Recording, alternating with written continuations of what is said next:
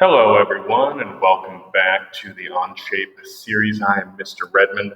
Today I'm going to tell you about the hole tool and the various intricacies with holes. Holes are a very important part to certain CAD creations when you want things to be bolted together or have screw holes and things like that. It is a convenient tool when you want to make a lot of holes that are the exact same size as well. And so today I'm going to show you how to do this. So I'm going to create a new document right here, just like normal. And so let's talk about this diagram just a little bit. This is a block with just some random holes in it, and its whole purpose is just to show you the different types of holes. There are really just three categories, and they're kind of jumbled around a little bit. You can have simple holes, or that are just totally just a hole through a block that has nothing special associated with it. It is just a hole. These are the easiest to make in the hole tool, of course. There's also a depth change. You can have a through hole that goes all the way through your block, or you can have a blind hole that goes a certain depth. That depth you have to share exactly with, the exact depth with the program itself.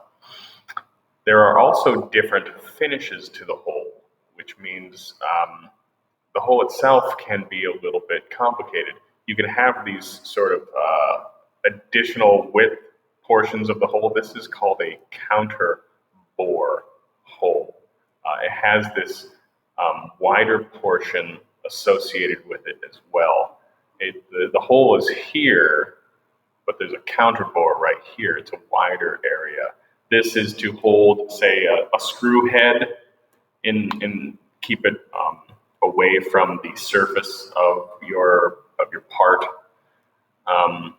They're pretty convenient when you want the screw, the fastener that you're using, to be below the surface away so it doesn't get snagged on things.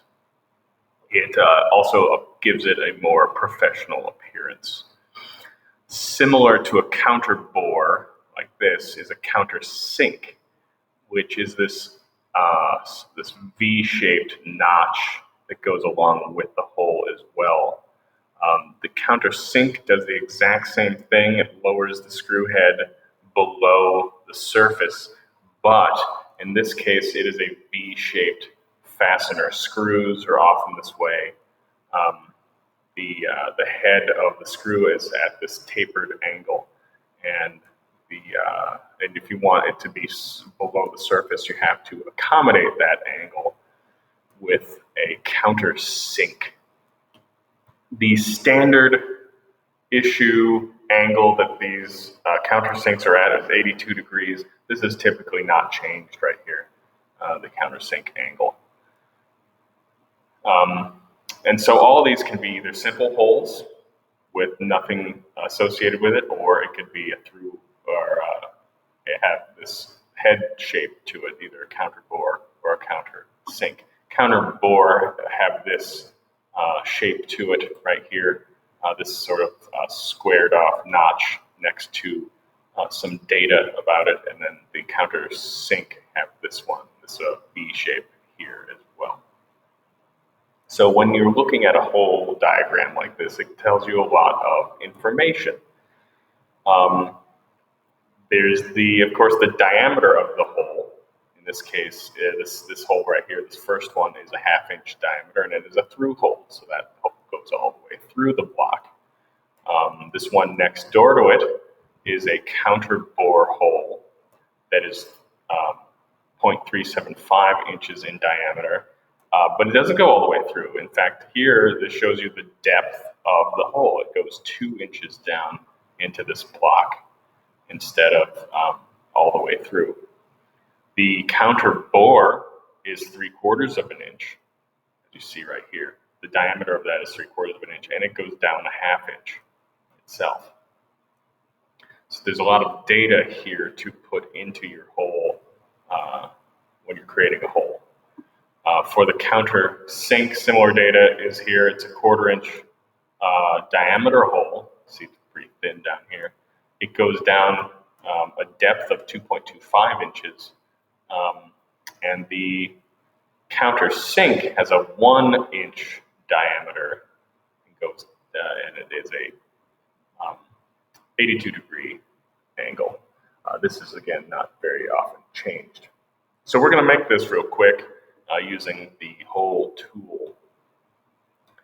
I'm going to start a sketch. This is going to be pretty simple, of course. I'm going to choose the top plane like normal. I'm not going to click that. That was the wrong thing to do. And now I'm going to make my rectangle. This is a 2-inch wide rectangle, and it looks like the data for how long it is incomplete. It does not show us. I'm going to guess that it is about 5 inches wide. So 2 by 5. I'm also in the wrong dimensions. I need to change this on my part here. I need to change it to inches from millimeter. So we'll go back to that sketch. I'm going to make a center point rectangle just so that it's all centered on the origin. I like that. Often I'm going to click down and start entering in my data. 5 inches by 2 inches. That looks about right. I'm going to be done with that sketch, and I'm going to extrude it 3 inches. It's going to be 3 inches tall.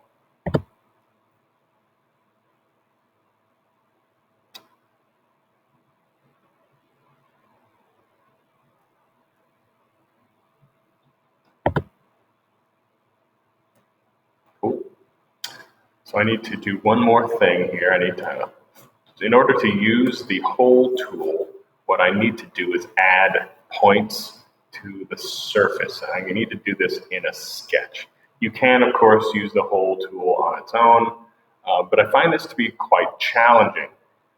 Adding points onto your sketch to begin your holes is the preferred method. So I'm going to do a sketch right on top of here, and I need to add some points right to the middle here. Points live right here next to spline and text right in the middle. And you see that it's going to line up pretty easily with the axis right here, which will be convenient. So I'm going to click that once, twice, 3 times, and then 2 more times. Now I can space these out. I know that my block is 5 inches wide. I have 5 points here, so I can dimension these pretty easily. I need the distance between here and here to be 1 inch, I believe.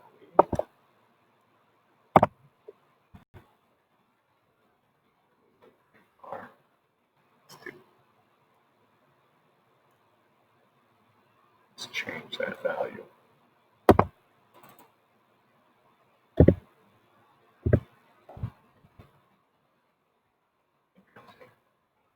Okay, so I'm just going to add dimensions to each of these points. It looks like it's spacing them out in an interesting way.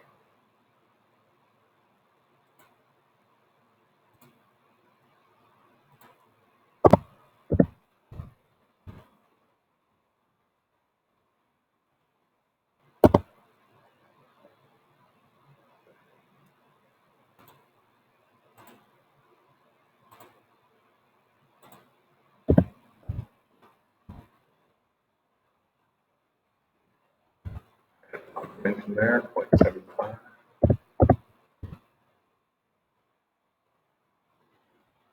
And I'll do one right here.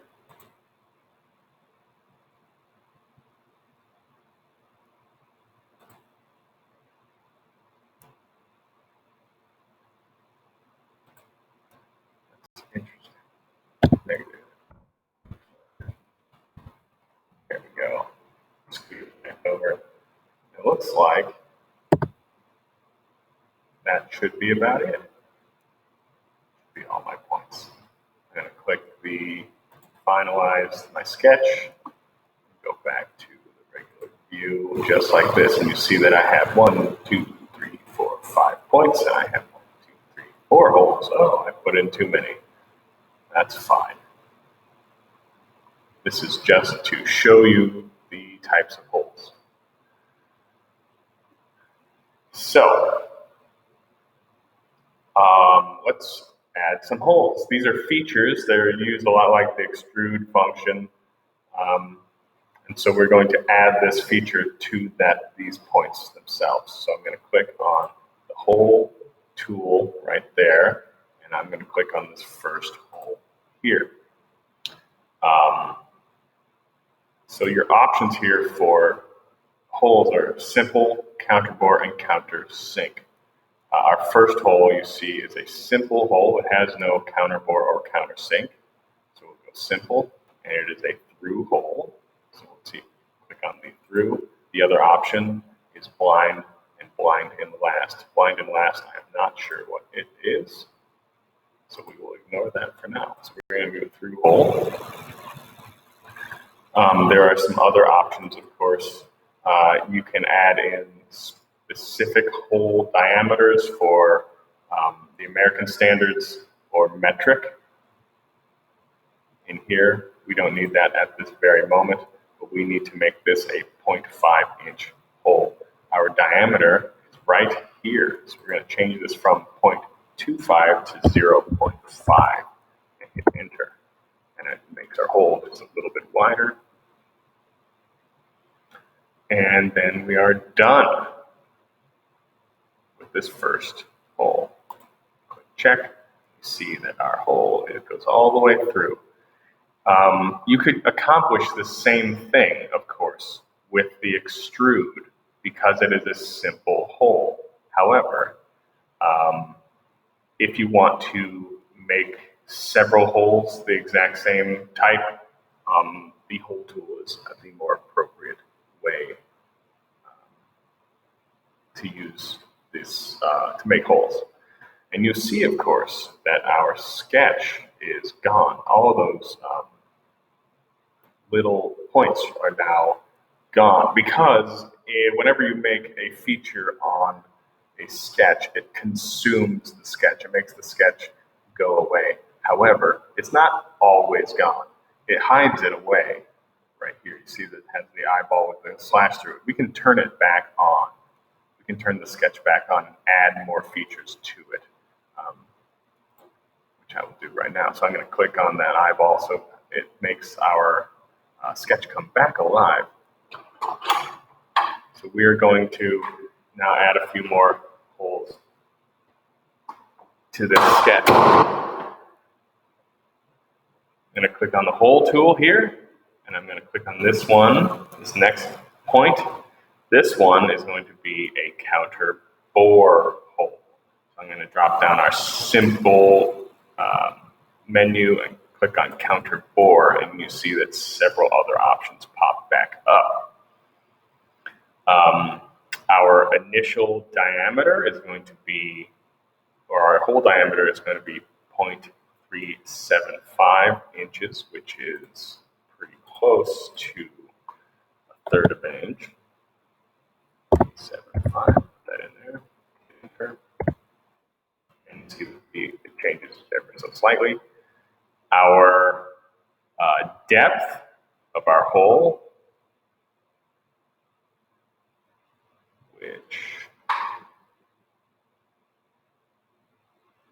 it's a through hole. We need to change this from a through hole to a blind. So it gives us more data points to add in here. Our total depth is going to be 2 inches. We're going to change this from 0.5 to 2 down here.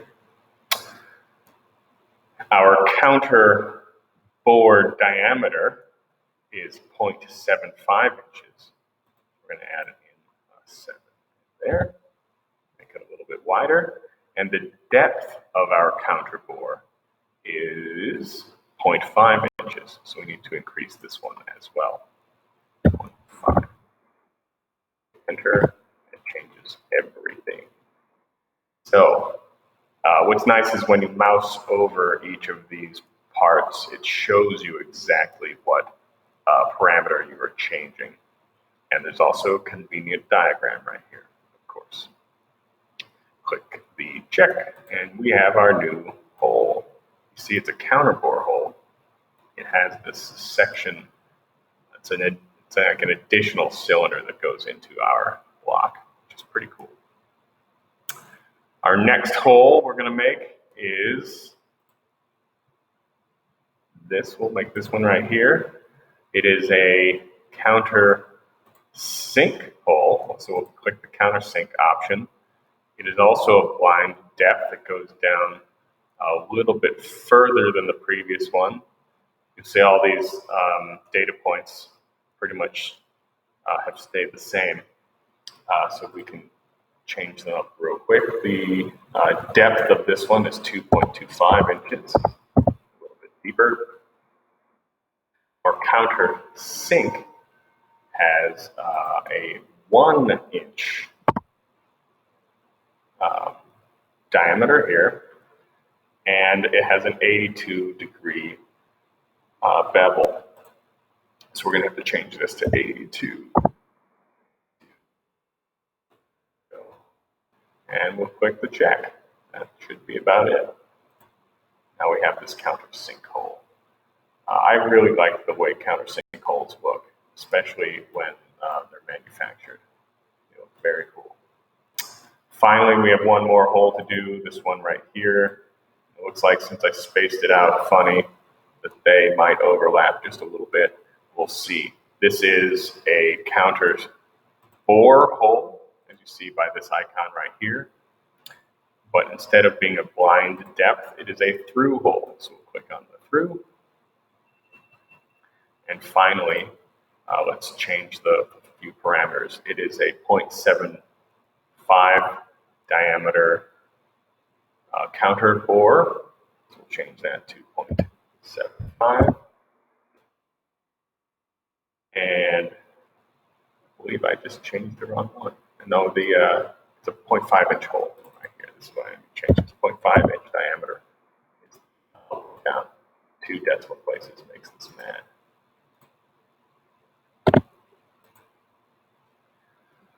And the depth of our counter bore is 0.625. Change that real quick as well. 0.625. There we have it. We have a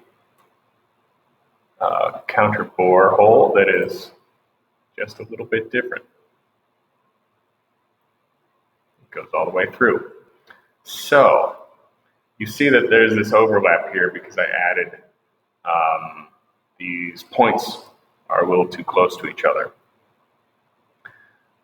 What's interesting here is because of OnShape's pretty advanced, I can actually change this on Sketch 2. So let's go into Sketch 2 real quick. You don't have to do this, of course, but you can. What I'm going to do is I'm going to select this point, this middle point that is extra. I'm going to delete it and make it go away. I'm going to change the distance here between this third hole rather, and the edge from 1.5 to 1.75 inches. Just scoot it over just a little bit. Click check. Once I click check, you'll see that all those holes have scooted over. You can always change, you can almost always change your sketches when you need to, if something isn't quite right. Okay, so this is how you use the hole tool, and here's some interesting hole choices: counter bore, counter sink, and simple holes going a certain depth or all the way through.